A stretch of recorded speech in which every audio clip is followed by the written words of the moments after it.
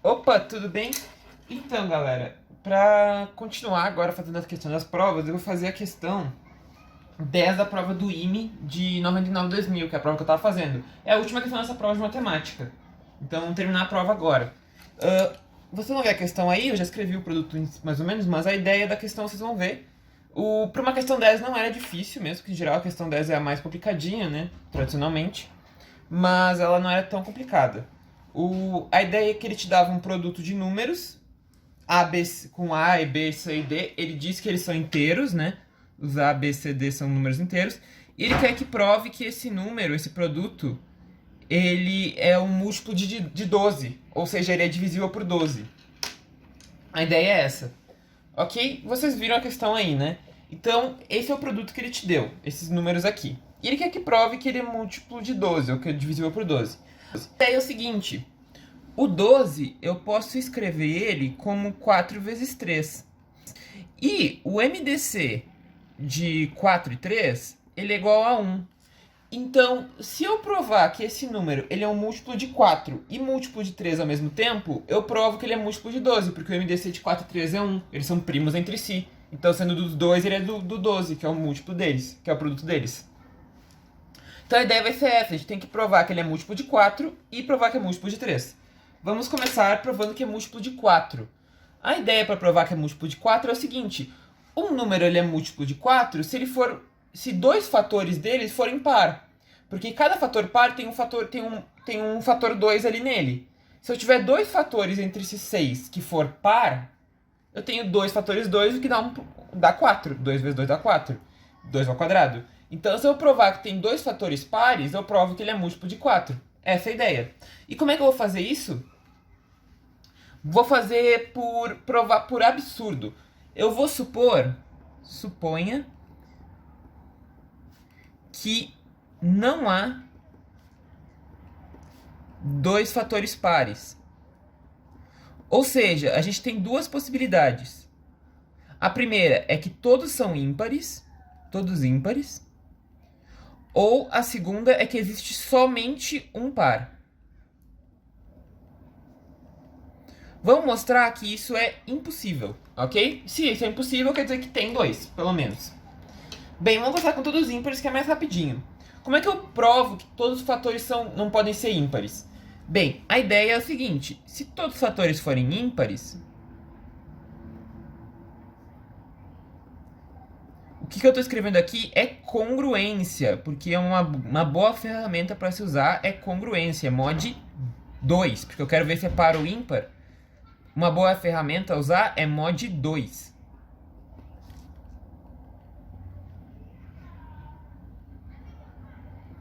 Mod 2, mod 2, mod 2, mod 2, mod 2. Fecha parênteses. Ok. O que acontece? Quando um número é ímpar, quer dizer que no mod 2, ou seja, na divisão por 2, ele deixa resto 1. Então, se todos são ímpares, todos eles deixam resto 1 na divisão por 2. Essa é a ideia. Só que o mod, ele tem a propriedade de que ele herda muitas propriedades interessantes já dos números. Que é da categoria do grupo do mod. O grupo do mod ele tem muitas propriedades. E uma delas é a seguinte: se A menos B é congruo a 1, e, por exemplo, aqui eu vou botar, por exemplo, D menos B é congruo a 1, pegando este com este, como os dois são congruos a 1, eu posso igualar. E eu posso fazer que A menos B é igual a D menos B, porque os dois são 1, né? E isso no mod 2. E no mod, eu posso tranquilamente simplificar o menos B com B, porque eu posso somar os dois lados. O que não pode fazer de vez ou outra no mod é o produto, né? Se eu tenho AC é congruo a AB mod N, às vezes pode, mas não é sempre que tu pode fazer essa simplificação aqui. Só se o A e o N forem MDC igual a 1. Mas não é sempre, então tem que cuidar com isso aqui. Isso aqui tem que ter atenção no mod. Mas somar e diminuir, isso é liberado, não tem problema. Qualquer mod que tu escolher, qualquer inteiro, funciona. Mas o que é isso interessante? Porque isso aqui me dá que o A ele tem que ser congruo a D mod 2. Mas se o A é congruo a D, passando o A para o outro lado, eu vou ter que D menos A é congruo a 0 mod 2. O que quebra a minha hipótese. Porque a hipótese de todos serem ímpares daria isso aqui. Que D menos A teria que ser congruo a 1. Ou seja, por absurdo, isso mostra que não tem como todos serem ímpares. Isso é impossível. Algum vai ter que ser par. Agora eu vou mostrar que não pode ter só um par. Como é que dá pra fazer isso? Vamos fazer por caso.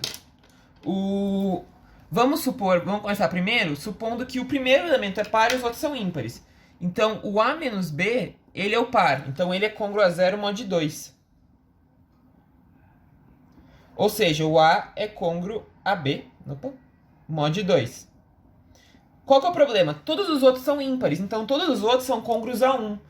Se eu, por exemplo, pegasse C menos A e D menos A, esse aqui é congruo a 1, esse aqui é congruo a 1. Problema, igualando os dois, que nem eu fiz no de cima, isso aqui vai dar que C é congruo a D. Ou seja, que D menos C é congruo a 0, mod 2. O que quebra a hipótese, porque todos os outros tinham que ser 1, e D menos C é um dos outros, então ele teria que ser 1. Absurdo não pode o A menos B. Vamos fazer um outro.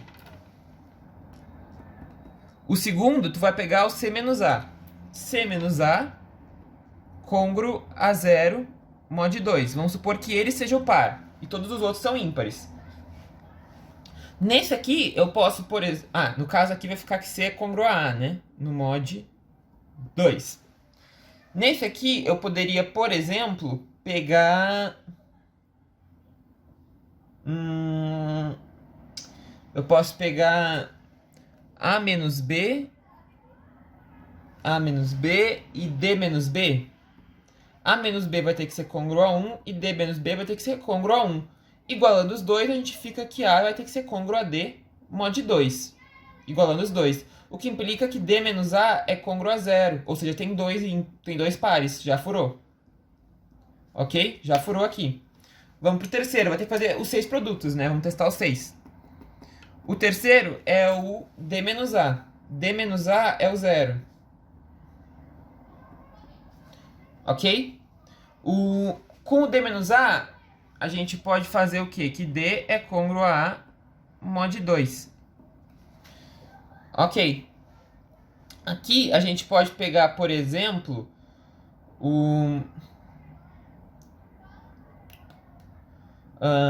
deixa eu ver, podemos pegar... C menos B e D menos B. C menos B tem que ser congruo a 1 e D menos B também, porque são outros produtos que tem ali, ó, os dois últimos, ó. Eles têm que ser 1. Ou seja, igualando, isso aqui dá que C é congruo a D, o que implica que D menos C é congruo a 0 mod 2. Furou de novo, né? Tranquilo. Vamos pro próximo, 4. O 4 é D menos C. D menos C congruo a 0 mod 2. Ou seja, D é congruo a C mod 2. Vamos ver se isso aqui fura também.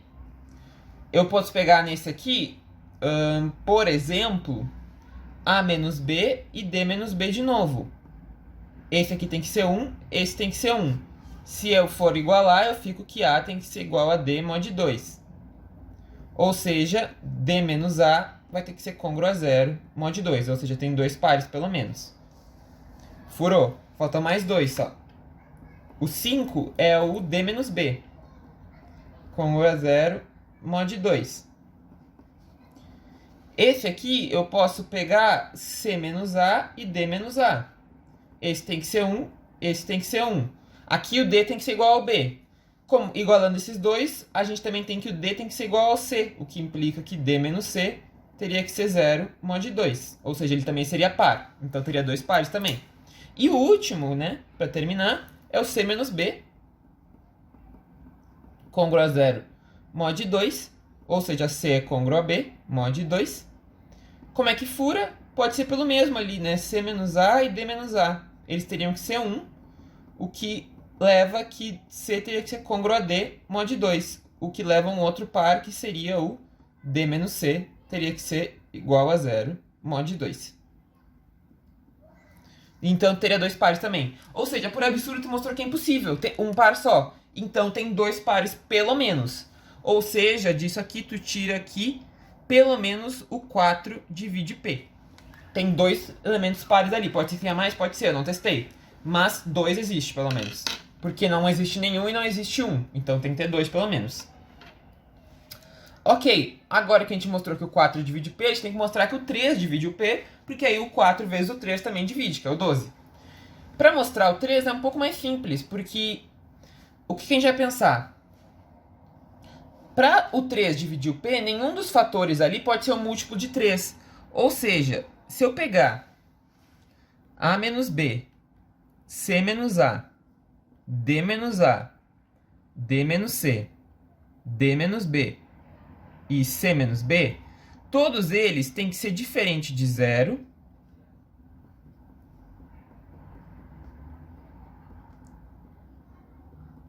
no mod 3.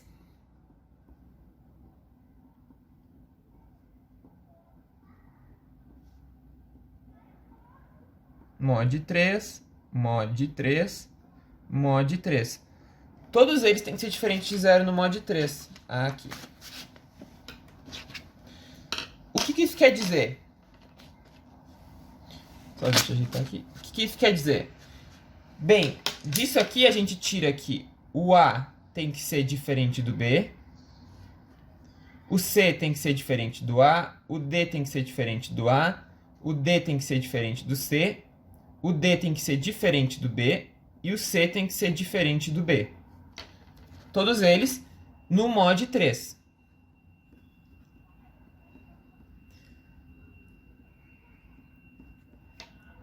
Mod 3, mod 3, mod 3. Só que o que acontece? No mod 3, só existe 3 possibilidades de resto. Porque os restos possíveis na divisão por 3 são 0, 1 ou 2. Então, o A ele só pode ser igual a 0, ou igual a 1, ou igual a 2, no mod 3. Pode ser essas 3 possibilidades, não existe outro. Os números inteiros só deixam o resto 0, 1 ou 2 no mod 3. Então, para o A eu tenho 3 possibilidades.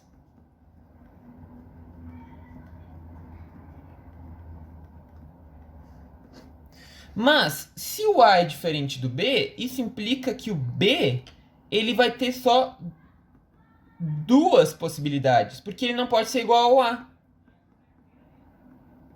Então, se o A for 0, por exemplo, o B tem que ser 1 ou 2. Se o A for 1, o B tem que ser 0 ou 2. Se o A for 2, o B tem que ser 0 ou 1. O B tem 2 possibilidades. Só que, como C é diferente de A e C é diferente de B também, isso implica que o C, tem uma possibilidade. Opa, sem acento. Tem uma possibilidade. Por exemplo, se o A for 0, o B pode ser 1 ou 2. Se o B for 1, o C tem que ser 2. Não existe outra possibilidade. Só tem uma. Porque ele tem que ser diferente do A e do B ao mesmo tempo. E o B já é diferente do A. Então, ele tem que ser diferente dos dois que já foi. Você já tem uma possibilidade.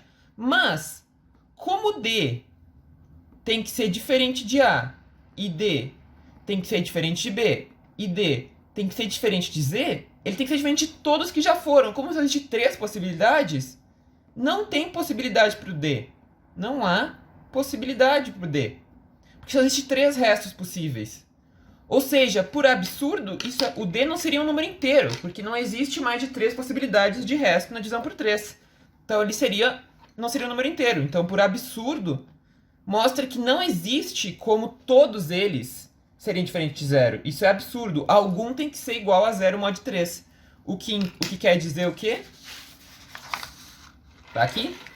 Isso implica que o 3, ele divide P também. Tem que ter algum fator ali que seja múltiplo de 3.